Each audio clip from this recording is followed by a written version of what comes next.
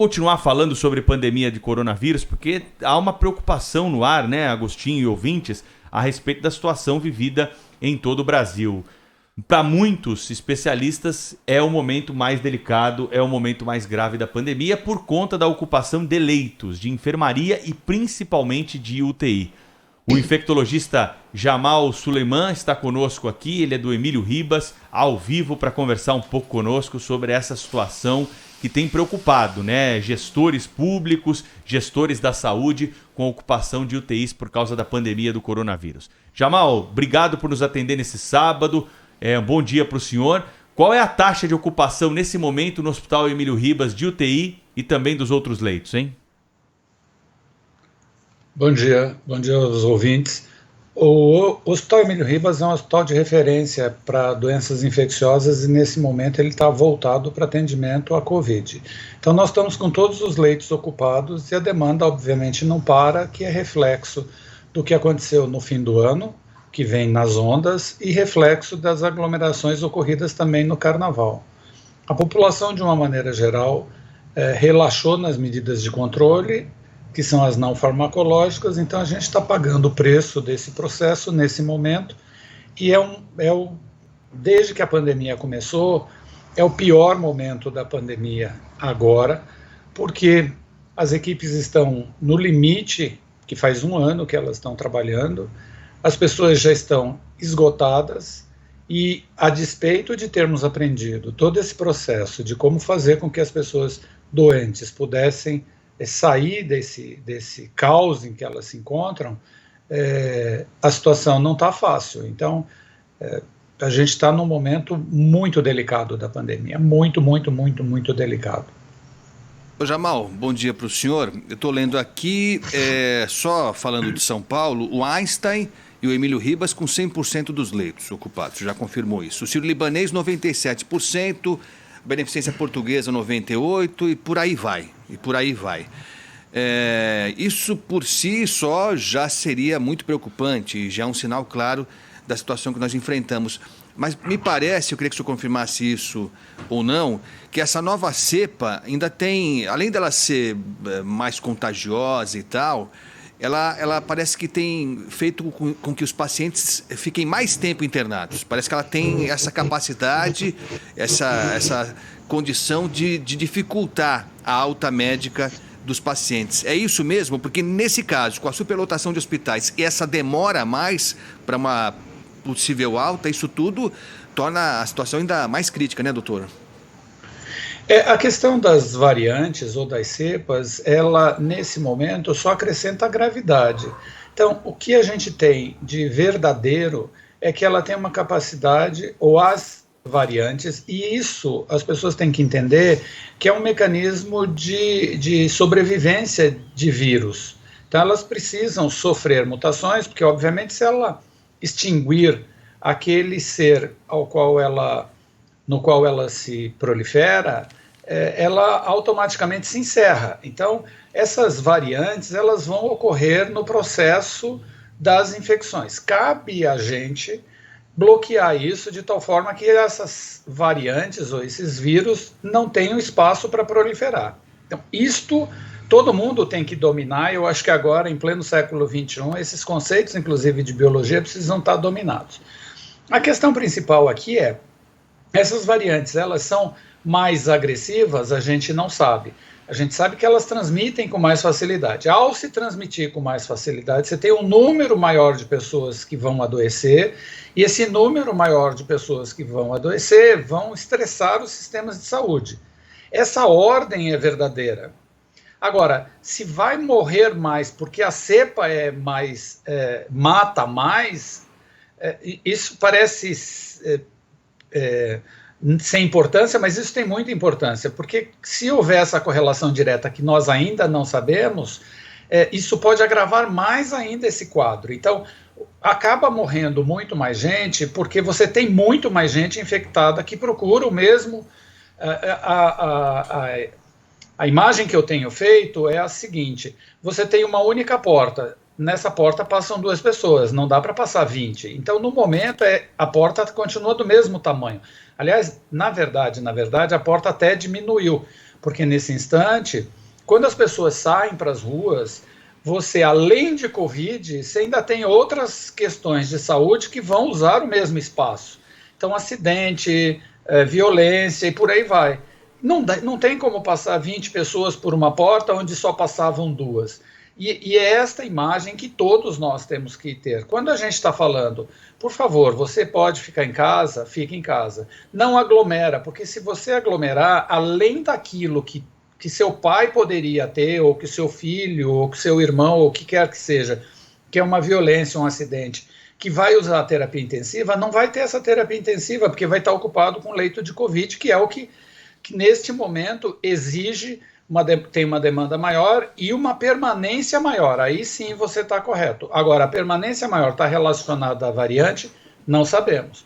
Que fica mais... Porque aqui tem uma variável, só para a gente encerrar, que é, na medida em que a gente aprendeu a lidar com isso melhor, obviamente esses indivíduos ficam mais tempo numa estrutura dessa, porque você demanda uma complexidade maior, porque você tem instrumentos melhores para poder manter a vida dessas pessoas. Então, o link ou a correlação de causa e efeito, que a sua pergunta é ótima, abriu a possibilidade da gente aqui falar horas sobre isso, mas ela não tem a resposta definitiva neste momento. Por último, não menos importante, o fato de não termos a resposta definitiva não significa que tenhamos que abandonar tudo. A gente tem que agora redobrar, porque a gente não quer ter a resposta que você colocou como na pergunta como uma resposta. Então é isso. Pessoas que já foram vacinadas chegaram à UTI do Hospital Emílio Ribas nos últimos dias. Isso de alguma forma é contabilizado? Os médicos que trabalham no Instituto estão atentos a essa possibilidade para fazer um monitoramento dessa situação, doutor Jamal? Sim, essa pergunta é super interessante, porque a vacina, ou estas 2 vacinas, que infelizmente só temos 2 vacinas nesse momento, porque o país chegou tarde nesse processo, elas são extremamente seguras. Logo, adoecer de Covid pós-vacina não tem relação com a imunização. O que tem acontecido, e por isso a gente inclusive está observando, porque é evidente que a vacina ou as vacinas, elas são seguras e elas são eficazes. No entanto, existem pessoas que mesmo vacinadas, expostas ao vírus, vão adoecer. Que forma de adoecimento é esse? Essa é que a gente está monitorando. Então, ainda que o indivíduo tenha tomado vacina, as formas graves da doença não têm aparecido, né? Ainda é um número relativamente pequeno, e aí nesse contingente você tem que identificar se a pessoa não estava numa fase pré-sintomática e recebeu a imunização, ou se ela de fato recebeu a imunização e aí se expôs, e esse é um inconveniente, porque a pessoa passa a se sentir segura, e a gente tem alertado sistematicamente que você precisa receber 2 doses de vacina e vai ser considerado imune 14 dias para mais da segunda dose. Então, receber uma dose só é como se você não tivesse recebido. Considere-se como não tendo recebido, porque é fundamental que você tenha sempre em mente que você tem que manter as medidas de distanciamento, máscara e por aí vai. Então, você só vai ser considerado vacinado 14 dias depois da segunda dose. Que no caso dessas vacinas, por exemplo, para Oxford, o intervalo é bastante longo. Então, vai levar pelo menos uns 3 meses para que você seja considerado imunizado. Então, cuidado aí, máximo de cuidado aí. Aliás, a propósito, doutor Jamal, não se sabe ainda por quanto tempo, mesmo depois da segunda dose, não se sabe ainda por quanto tempo a pessoa permanece imune, ou se tem um cálculo, falando, lógico, das 2 vacinas que nós temos aqui no Brasil. Não, então, a gente não tem o tempo em que essa imunidade vai conferir proteção, qualquer que seja a proteção, tanto para formas moderadas, quanto para formas graves, quanto para não infecção. Esse dado ainda a gente não tem, mas a gente terá. É questão de tempo, eu suponho. Existem vários estudos, e a fase 4, inclusive, monitora isso, para você identificar por quanto tempo você consegue achatar essa curva ou bloquear a transmissão do vírus na comunidade. O que a Coronavac vai fazer, por exemplo, no interior de São Paulo, com os 30 mil habitantes, deve dar essa resposta para a gente no tempo desenhado para esse estudo. Então, nós teremos a resposta.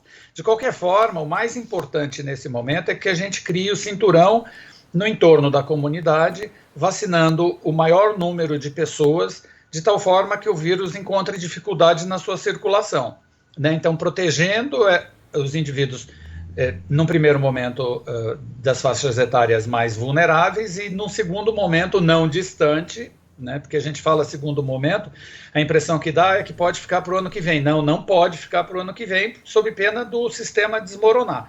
Então, você vacina esse contingente emergencialmente mais vulnerável e, na sequência, faz dos menos vulneráveis. Doutor Jamal, vou pedir só um instante para o senhor, rapidinho, a gente vai seguir com a entrevista, porque tem muita pergunta chegando hoje aqui na rádio a respeito da vacinação dos idosos, né, que começou aqui em São Paulo para a faixa etária daqueles que têm mais de 80 anos. A Regina, nosso ouvinte do Ipiranga, Agostinho, está dizendo que está num posto de saúde lá e não tem drive-thru. Não tem drive-thru no posto de saúde, tá, Regina? É só nos locais que foram anunciados aí, Pacaembu, Arena Corinthians em Itaquera, lá na Vila Prudente, no AMB, e tem mais um também, que agora... É uma igreja? Boas Novas, o Autódromo de Interlagos. Isso. Autódromo de Interlagos na Zona Sul. Então, é por isso. O nosso ouvinte do Tatuapé está mandando também uma mensagem aqui, vamos ouvir. Bom dia, Agostinho, taxista de Milson de São Paulo aqui, passando pela Serra de Jaré, aqui, região do Tatuapé aqui, fila quilométrica também para vacinar, mas eu não vi drive-thru aqui não, viu, o pessoal aqui na fila mesmo, fora, em pé, né, na fila, muita gente aqui, tá? São dois ouvintes que estão falando sobre a mesma coisa, né, Agostinho? É bom esclarecer, não tem drive-thru em todo ponto de vacinação em São Paulo. São só esses 5 aí onde tem esse esquema drive-thru que você não precisa sair do carro. Tem mais fila, né? Pelo que a gente está percebendo, são nesses locais em que as filas estão quilométricas. Autódromo de Interlagos, fila quilométrica também está mandando o nosso ouvinte aqui. Rogério de Souza, tá parado lá na Zona Sul de São Paulo. É o mais cômodo mesmo, a gente entende, né? Tá se falando de pessoas idosas, que têm dificuldade de locomoção e tal. Então é isso, né? São esses pontos do drive-thru, nos outros não. São postos de saúde normais e tal. Talvez até, em algum caso, seja mais conveniente, né? Para não pegar essa tremenda fila aí, talvez valha a pena. A gente está conversando aqui com o Dr. Jamal Suleiman, que é infectologista do Emílio Ribas. Dr. Jamal, rapidinho, vamos até o Pacaembu. O nosso repórter Lucas Josino, que está em forma, ele foi a pé do Pacaembu até o ponto final. Espera-se, né, que ele chegue até o primeiro carro que está esperando lá, já quase na Rebouças. Fala aí, Lucas, você está conseguindo falar ainda, Lucas? Tô sim, Agostinho, tô sim, e pode passar da Rebouças, viu? Já estou aqui na Paulista com a Consolação e agora já se misturou com o congestionamento, já não é mais só quem vai tomar vacina, mas esse é o último carro que está aqui entre a Consolação e a Paulista. Tentei até conversar, mas a pessoa ali já está até pensando em desistir de ir até o Pacaembu tomar vacina, então não quis falar com a gente. Mas o último carro está entre a Paulista e a Consolação. Deixa eu virar a câmera aqui para mostrar para vocês, está tudo parado. E agora já se mistura com o congestionamento mesmo. Está completamente parada a cidade de São Paulo, é algo que é difícil da gente ver, inclusive tem até um agente da CET aqui, ele vai sair, senão eu ia tentar falar com ele, mas está tudo parado mesmo, até aqui a Avenida Paulista, são 4 quilômetros e 800 metros, que a gente veio a pé, em 40 e tantos minutos, lá da Praça Charles Miller, até aqui a Avenida Paulista, o fim da fila para vacinação entre pessoas que têm mais de 80 anos na cidade de São Paulo. Eu nunca vi isso, Agostinho e Pedro. É um negócio impressionante mesmo. Tem o lado positivo que a gente destacou, né, doutor Suleiman, que as pessoas estão buscando a vacina, né? Apesar dos discursos aí do nosso presidente, essas coisas malucas que a gente vê ainda hoje, sinal que, espero, né, que a maioria das pessoas está percebendo que a vacina é o único caminho, né, doutor Jamal? Importante e dá até um certo alívio ver que as pessoas enfrentam um bom congestionamento. Quem mora em São Paulo sabe do que eu estou falando, né? O que a gente precisa entender é que esse processo de vacinação, de drive-thru, ele é importante para as pessoas de mais idade, pela dificuldade de locomoção, mas eu queria pedir um pouquinho de paciência para quem está nos ouvindo, ainda que seja na rádio, ainda que seja desgastante isso, que é rápido, a pessoa para, são segundos que vai receber isso no músculo, no seu braço, e isso tudo vai passar. Então não é um congestionamento que você vai passar o dia inteiro dentro dele, como acontece, por exemplo, nas festas de fim de ano. E seguramente vai trazer um alívio muito grande. Principalmente para essas pessoas que estão restritas dentro de casa desde março do ano passado. Então, faça alguma atividade um pouco lúdica dentro do automóvel para esse tempo passar, ouça a rádio, vai mudando o dial, né, da rádio, vai botando música para... Porque não muda o dial, não. Doutor Jamal, está jogando contra o patrimônio aqui, não. Deixa aí. Não, porque você sabe que as pessoas de mais idade, elas se irritam muito facilmente. Né? As de menos idade também. Não quero mais ouvir esse médico. Tô brincando. Não, mas é exatamente isso. Vale a pena 1 hora. A gente fez um cálculo aqui, estava dando 1h30 mais ou menos. E pelo que a gente está percebendo, não está diminuindo. Apesar de ser rápido mesmo no processo de vacinação, não é tão rápido assim, porque tem que anotar o número do RG, sei lá mais o que, o CPF, não sei o quê, e aí preencher a carteirazinha para dizer que vacina que é. Enfim, é uma demora, mas é uma demora que... Olha, eu não vejo a hora de pegar essa fila de 2 horas, viu, doutor Jamal? Todos nós, né? Que bom. É isso aí. O doutor Jamal, de paciência. Eu queria perguntar para o senhor sobre abertura de leitos de UTI. A gente tem ouvido falar sobre isso, né? Claro que na rede pública, né, como tudo, é mais difícil, mas na rede privada a gente vê com uma facilidade até a abertura de leitos de UTI. Como é que funciona a abertura de um leito de UTI? Esses equipamentos, por que eles não ficam à disposição permanentemente? É um remanejamento que é feito ali entre as vagas que se tem na UTI? Como é que funciona essa abertura de leito de UTI no momento de emergência como esse? A gente fala abertura de leito de UTI, eu vou só me contrapor ao que você disse, Pedro. É o seguinte, não é fácil nem na rede privada, nem na rede pública. Não se forma um profissional para trabalhar em terapia intensiva da noite para o dia. Esse processo é complexo. Você não chega dentro de um hospital e tira da cartola. Quem que vai fazer terapia intensiva hoje? Não tem isso. Então, primeiro, não dá para ser um único indivíduo, você precisa ter uma equipe, e essa equipe, no caso de Covid, para tratamento de doença respiratória grave, ela é complexa, não é instantânea. Ainda que você tenha respiradores, um respirador ele não fala por si só, ele precisa de gente para manipular. O indivíduo que fica entubado durante um certo tempo precisa ser traqueostomizado. Quem faz traqueostomia é cirurgião. Quem monitora isso é fisioterapeuta. Você não tem fisioterapeuta disponível no mercado da noite para o dia. Então, não é uma coisa simples, rápida, que você... Independente do gestor, isso é um processo complexo. O problema aqui é que a gente não devia precisar da terapia intensiva. Porque você tem estratégias não farmacológicas, não dá para chegar no ponto que a gente está chegando. E a gente chegou nesse ponto, e aí sim, não é por falta de leito de terapia intensiva, é por desorganização de gestão para evitar que a gente chegasse nisso. Porque se a gente tivesse feito, e aqui eu não quero comemorar, porque que nem alguns pais sempre dizem para os filhos, eu avisei, não. A gente tem alertado desde o começo, e esse alerta tem sido dado tanto pelos técnicos da área de saúde, quanto pela imprensa, porque faz um balanço desse processo todo, quanto pela ciência, pelos dados publicados em revista de circulação, de que a catástrofe estava desenhada. Então, estando desenhado, a gente tinha que ter corrido atrás de vacina. Para ter feito isso, só para a gente lembrar, em novembro, nós, lá na linha de frente, começamos a dizer, este processo vai dar errado. Com 6 semanas de antecedência. Durante o mês de dezembro inteiro, nós dissemos, Natal e Ano Novo é o marco que vai promover a catástrofe em janeiro e fevereiro. O que foi feito? Nada.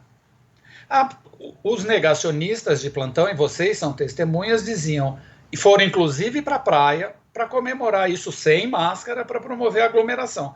Veja, então quando você tem esse tipo de postura, a UTI, Pedro, é a parte final desse processo. Eu acho que a gente precisa desconstruir essa situação e rápido, porque não é para chegar lá. Você tem que bloquear antes. Então, todo esse trabalho que a gente está fazendo, que não tem hora, né? Eu tenho recebido solicitação para falar durante a madrugada, fim da noite, e a gente não tem se recusado a fazer isso, que é exatamente para evitar que as pessoas desemboquem numa terapia intensiva. Porque quem vai para a terapia intensiva, mais da metade morre. Então, resolvemos o problema? Não. O problema está posto e é mais grave do que antes. Então, eu acho que a gente tem que focar predominantemente, dizer para as pessoas, de uma vez por todas, ainda que elas estejam extremamente cansadas, que nós também estamos, vocês estão, nós estamos, que assim, ou a gente faz esse esforço, que é o esforço, vamos chamar de quase do final, desde que a gente exija a imunização, nós não precisaríamos estar nessas filas, obviamente, se tivesse vacina. Então, por que faz fila desse tamanho? É porque não tem vacina. Porque desde junho do ano passado, quando se desenhavam as vacinas, quando a gente sabia quais elas eram e quais as que tinham a melhor possibilidade de chegar a um ponto final, nós dissemos, não fui eu, nem foram vocês. O que a gente dizia? Eu não vou tomar vacina. Isto não funciona. Então, esse tipo de ruído na comunicação é que faz com que desemboque nisso. Então, terapia intensiva não é uma coisa fácil. As estruturas, eu interno alguns doentes na iniciativa privada e sei como é que funciona. Não é assim. Hoje a gente vai abrir 10 leitos. A situação é extremamente dramática, inclusive na iniciativa privada, para estabelecer esses leitos. Porque você continua tendo outras condições. Então, por exemplo, você tem maternidade, vocês acabaram de dar essa notícia, né?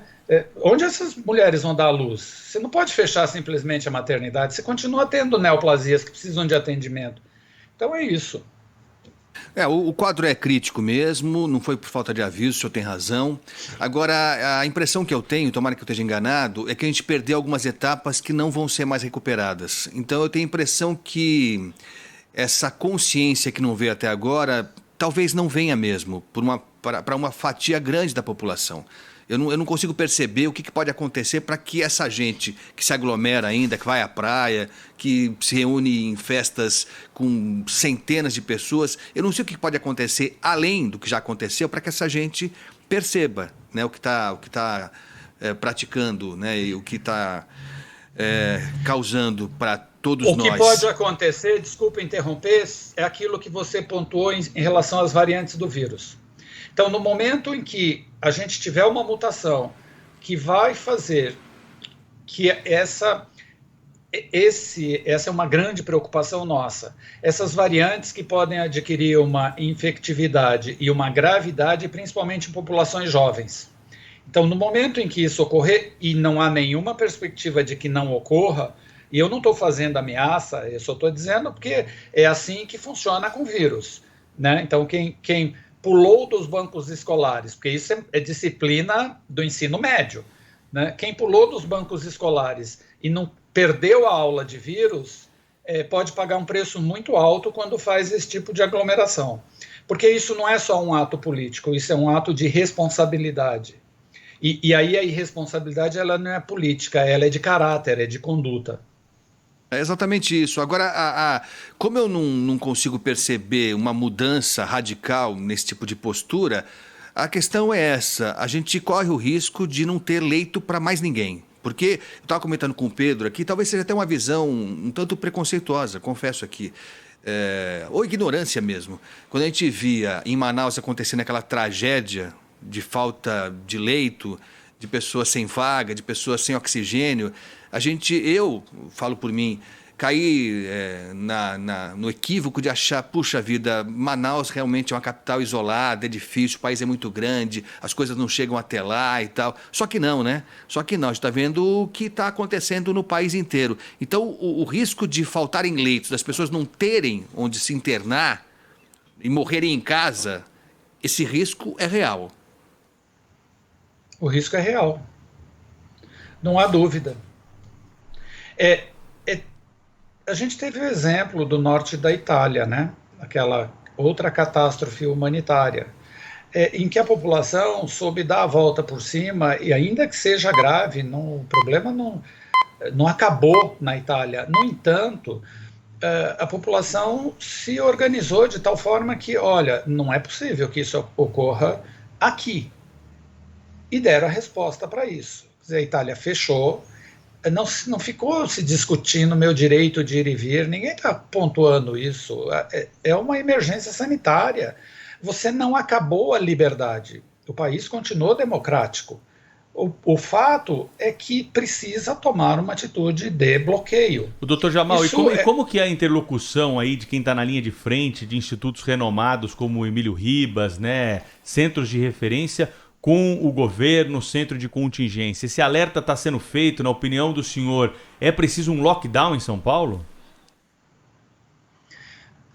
A função é você mostrar para a população o que é que está acontecendo. Você instrumentaliza, é o que eu sempre tenho dito, a pedagogia do medo não é a pedagogia que funciona, né? Se a pedagogia do medo funcionasse, todo o processo de correção estava posto e estava resolvido o problema. No entanto, não é assim que as coisas funcionam. Então, quando me perguntam, e aí, o alerta vermelho tem que fechar tudo? Ora, você precisa fechar tudo? Óbvio que precisa fechar tudo. Agora, como é que você faz para essa população manter, os vulneráveis, manter o pão na sua mesa, a comida na sua mesa, se você não faz a contrapartida? Quem faz a contrapartida? Desde o começo a gente não tem visto isso. Então, esses auxílios emergenciais, a população vulnerável está sem até agora. Você prende o indivíduo em casa e ao invés dele morrer de falta de ar, ele vai morrer de fome, é isso mesmo? Então, essa equação não resolvida não é a estrutura científica, um instituto tipo Emílio Ribas que vai dar a resposta. A gente, obviamente, como cidadão, sabe muito bem como esse processo funciona. Mas se você não tem essa outra parte aqui, a gente vê as imagens, por exemplo, do centro de São Paulo. Vocês que caminham pela cidade por conta do trabalho, quantas pessoas estão nos semáforos com aqueles cartazes dizendo fome dói? Quer dizer, esse é um evento da pandemia. E você olha, são jovens que perderam completamente a capacidade de prover recursos. E piorou muito desde que o auxílio emergencial desapareceu. Então, eu acho que a gente precisa, tecnicamente, você tem que pontuar. Ok, a estratégia do ponto de vista técnico é essa, mas tem que ter uma estratégia política e econômica que dê sustentação a essa parte técnica, senão nós vamos dar em lugar nenhum. Né? Como é que... Ontem eu ouvi o depoimento de uma senhora faxineira em que ela faz 8 meses que ela não tem fonte nenhuma de renda. Como é que ela, com uma filha para criar, precisa da comida, ela tem que comer, tem os gastos pessoais, ninguém tirou conta de água, conta de luz, isso não acabou, IPTU, tudo isso continua tendo que ser pago. Então, esse processo não é só técnico, ele é um processo eminentemente político, sem isso a gente não anda, e econômico. Então, essas partes, dentro da gestão da crise, elas são fundamentais. Então, a gente só sinaliza, vírgula, né? Isso é muito, mas a gente sinaliza a gravidade do problema. Sim. Que tem que bloquear, eu não tenho dúvida. Agora, como bloquear? Não basta a gente chegar aqui, ou eu tecnicamente dizer, tem que fechar, e aí, com razão, o outro diz, eu como o quê? Né? Vou para o hospital para receber minha marmita? Não dá.